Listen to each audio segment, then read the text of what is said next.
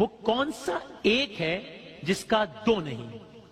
کون سا ایک ہے جس کا دو نہیں؟ فرمایا اللہ ایک ہے جس کا دوسرا نہیں۔ پوچھا کون سے دو ہیں جن کا تیسرا نہیں؟ فرمایا دن اور رات دو ہیں، ان کا تیسرا نہیں۔ پوچھا وہ کون سے تین ہیں جس کا چوتھا نہیں؟ فرمایا لوح قلم کرسی تین ہیں، ان کا چوتھا نہیں۔ پوچھا کون سے چار ہیں جن کا پانچواں نہیں؟ فرمایا توریت، زبور، انجیل، قرآن مجید چار ہیں، ان کا پانچواں نہیں۔ فرمایا کون سے پانچ ہیں؟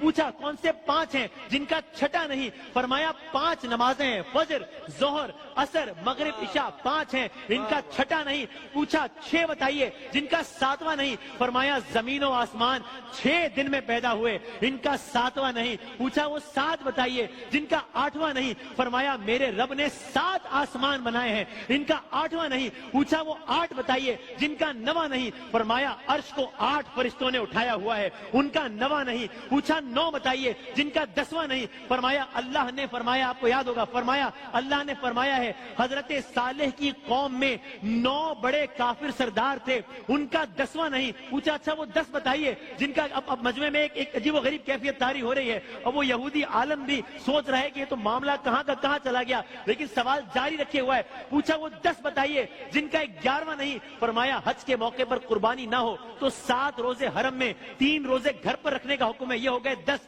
یہ 10 ہیں جن کا 11واں نہیں۔ پوچھا سوالات جاری رکھ رہا ہے۔ پوچھا وہ 12واں بتائیے جن کا 13واں نہیں؟ فرمایا سال کے 12 مہینے ہوتے ہیں، ان کا 13واں نہیں۔ کہا وہ 13واں بتائیے جن کا 14واں نہیں؟ فرمایا حضرت یوسف علیہ السلام نے جب خواب میں دیکھا تھا تو دیکھا تھا کہ اس میں 11 ستارے، سورج اور چاند کو دیکھا، یہ 13 تھے، ان کا 14واں نہیں۔ کیا بات ہے، سبحان اللہ، سبحان اللہ، سبحان اللہ، اللہ اکبر، اللہ اکبر۔